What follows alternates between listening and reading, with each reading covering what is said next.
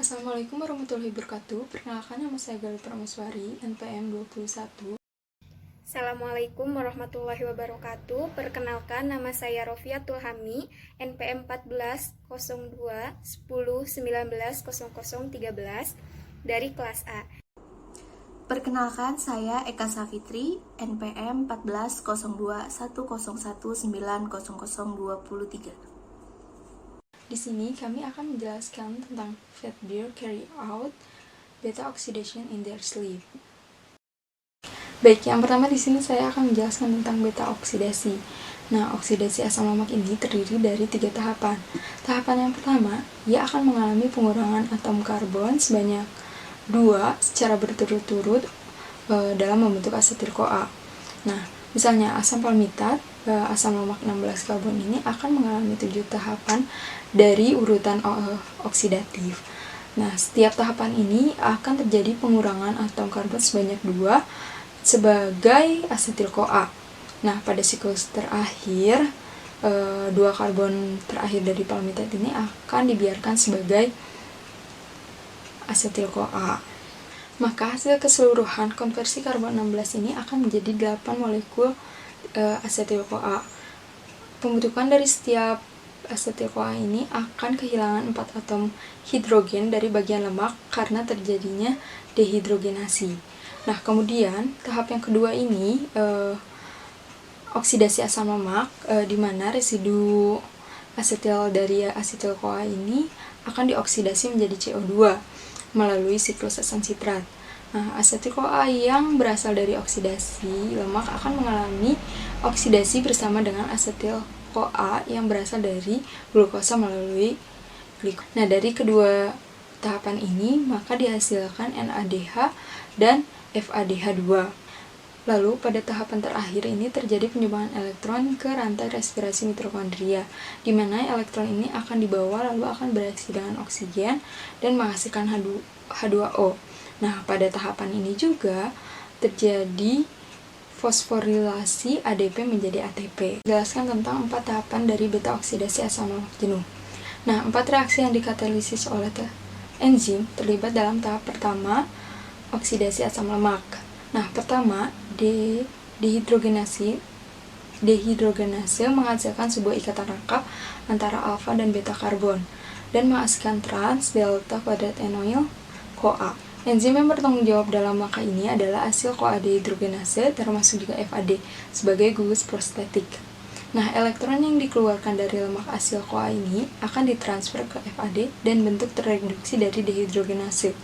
Nah, selanjutnya akan terjadi penyumbangan elektron ke membran elektron, atau disebut juga dengan elektron transferring flavor protein. ETFP ini merupakan protein integral dari membran mitokondria bagian dalam, dan salah satunya itu pembawa elektron dari rantai respirasi mitokondria. Nah, transfer pasangan elektron dari FADH2 asil CoA dehidrogenase ke O2 melalui rantai respirasi dan menyediakan energi untuk sintesis 2 molekul ATP. Oksidasi yang dikatalisis oleh hasil CoA dehidrogenase ini sejalan dengan dehidrogenase suksinat dalam siklus asam sitrat. Nah, dalam kedua reaksi enzim terikat pada membran bagian dalam. Ikatan rangkap akan masuk ke dalam asam karboksilat antara alfa dan beta karbon. Nah, FAD ini merupakan akseptor elektron, dan elektron dari reaksi akan masuk ke dalam rantai respirasi dan membawa ke O2 dengan sintesis bersamaan dengan 2 molekul ATP. Pada tahap 2, air yang ditambahkan ke dalam ikatan rangkap ini bertujuan untuk membentuk stereoisomer L dari beta hidroksiasil CoA. Nah, reaksi ini dikatalisis oleh enoil CoA hidratase. Nah, sejalan dengan reaksi fumarase dalam siklus asam sitrat, di mana H2O ditambahkan untuk imitasi ikatan rangkap. Pada tahapan ketiga, L-beta hidroksil asil CoA ini akan dihidrogenase menjadi beta ketoasil CoA oleh beta hidroksil CoA hidrogenase. Nah, NADH+ ini berperan sebagai penerima elektron. NADH yang terbentuk menyumbangkan elektron ke NADH dehidrogenase. Nah, pembawa elektron dari rantai respirasi. Nah, 3 molekul ATP yang dihasilkan dari ADP perpasangan elektron yang berpindah dari NADH ke O2 melalui rantai respirasi. Langkah keempat ini dalam siklus oksidasi asam lemak yang dikatalisis oleh tiolase yang mendorong reaksi beta ketoasil CoA dengan koenzim A bebas untuk memisahkan karbosil terminal 2 karbon fragmen dari asam lemak menjadi asetil CoA. Nah, reaksi ini disebut dengan tiolase. Di sini saya akan memaparkan materi mengenai 4 tahapan pengulangan untuk menghasilkan asetil CoA dan juga ATP. Asetil CoA merupakan senyawa berkarbon 2 yang berikatan dengan koenzim A. Nah, di sini terdapat siklus dari beta oksidasi. Dari satu siklus beta oksidasi ini akan menghasilkan FADH2, NADH, dan juga asetil CoA.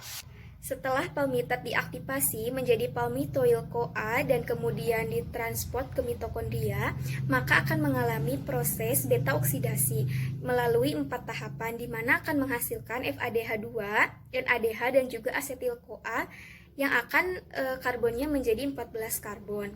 Nah, asam lemak 14 karbon ini akan masuk kembali ke proses beta oksidasi dan melalui 4 tahapan sehingga akan menghasilkan 12 karbon. Kegiatannya itu berulang sehingga dihasilkan hanya 2 karbon saja yang disebut dengan asetil CoA. Untuk lebih jelasnya terdapat pada gambar berikut. Dari karbon 1 sampai karbon 16 dapat dilihat bahwasannya terdapat 7 siklus dengan dihasilkan 8 residu asetil CoA. Jadi setiap siklus beta oksidasi akan menghasilkan 1 FADH2, 1 NADH, dan juga 1 asetil CoA. Di mana 1 FADH2 ini mengandung 2 ATP, 1 NADH ini mengandung 3 ATP, dan juga 1 asetil CoA itu mengandung 12 ATP. Sehingga dari siklus beta oksidasi ini menghasilkan jumlah dengan 17 ATP. Asetil CoA yang dihasilkan akan masuk ke dalam siklus asam sitrat yang akan menghasilkan produk buangan berupa CO2. Selain itu, pada siklus asam sitrat ini akan menghasilkan 1 NADH dan juga 1 FADH, di mana kedua produk ini akan masuk ke dalam rantai respirasi yang akan menghasilkan sebuah energi berupa ATP. Nah, dan juga molekul air. Kemudian dapat dihitung jumlah ATP yang dihasilkan seperti pada tabel berikut. Nah, pada 7 siklus FADH ini dikalikan dengan 2 ATP, 7 siklus NADH ini dikalikan dengan 3 ATP, dan 8 siklus residu asetil CoA ini dikalikan dengan 12 ATP. Sehingga jumlah totalnya ini dihasilkan 131 ATP. Nah, dikurangi 1 ATP untuk aktivasi di awal, seperti yang sudah dijelaskan tadi. Sehingga hanya dihasilkan ATP senilai 130. Selanjutnya, saya akan menjelaskan bagaimana lemak pada beruang melanjutkan beta oksidasi dalam tidurnya, atau pada saat beruang berhibernasi. Hewan bergantung pada cadangan lemak untuk sumber energi selama masa hibernasi, periode migrasi, dan hal lain yang melibatkan penyesuaian metabolisme radikal. Contohnya, yaitu hibernasi pada beruang, migrasi pada penyu laut, dan juga metabolisme radikal pada unta, di mana pada unta, punuk unta menjadi tempat untuk menyimpan cadangan lemak. Nah, hibernasi sendiri merupakan fase menurunnya aktivitas yang dilakukan oleh beberapa hewan biasanya selama musim dingin. Pada musim dingin, kebanyakan hewan harus makan dalam jumlah yang besar untuk memenuhi perolehan energinya untuk beraktivitas secara normal. Maka dapat disimpulkan bahwa musim dingin menciptakan faktor-faktor yang menyebabkan hewan berhibernasi, seperti cuaca buruk, yaitu suhu lingkungan terlalu rendah, lalu sumber makanan yang langka, kemudian energi yang dibutuhkan untuk hewan beraktivitas secara normal lebih besar dan tidak sebanding dengan makanan yang ia peroleh. Lalu juga hibernasi dapat digunakan oleh hewan untuk menghindari diri dari predator. Yang terjadi saat hewan melakukan hibernasi yaitu Suhu tubuh mereka akan menurun seiring dengan berkurangnya aktivitas dan metabolisme tubuh. Lalu sirkulasi darah juga menurun seiring dengan denyut jantung yang juga melemah. Kemudian energi untuk melakukan aktivitas minimal berasal dari cadangan lemak yang diperoleh sebelum masa hibernasi. Lalu proses pembakaran lemak saat musim dingin melambat. Kemudian hibernasi pada tiap spesies hewan berbeda, dan hibernasi pada hewan peliharaan juga memiliki perbedaan karena faktor lingkungan yang juga berbeda. Spesies hewan yang dapat berhibernasi sangat beragam, dari mulai unggas sampai primata. Contohnya yaitu beruang, burung, common purwil, lalu ada landak, kemudian ladybug, primata. Salah satu penyesuaian metabolisme lemak yang paling menonjol terjadi pada hibernasi beruang grizzly. Masa dormansi atau hibernasi dari beruang grizzly terjadi selama 7 bulan berturut-turut. Suhu tubuhnya antara 32 dan 35 derajat Celcius mendekati suhu normal. Kalori yang ia keluarkan per harinya mencapai 6.000 kilokalori per hari atau 25.000 kilojoule per hari. Ia tidak makan dan juga tidak minum, akan tetapi dia juga tidak buang air besar maupun buang air kecil. Lalu, studi eksperimental telah menunjukkan bahwa beruang menggunakan lemak tubuh sebagai satu-satunya bahan bakar selama hibernasi. Oksidasi lemak menghasilkan energi yang cukup untuk mempertahankan suhu tubuh.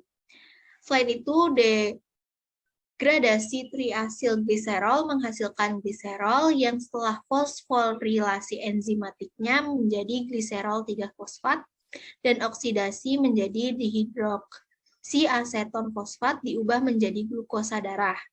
Urea yang terbentuk selama degradasi tersebut diserap kembali dan didaur ulang oleh beruang. Gugus amino digunakan untuk membuat asam amino baru untuk mempertahankan protein tubuh. Sekian presentasi dari kami, mohon maaf bila ada kekurangan, dan terima kasih atas perhatiannya. Wassalamualaikum warahmatullahi wabarakatuh.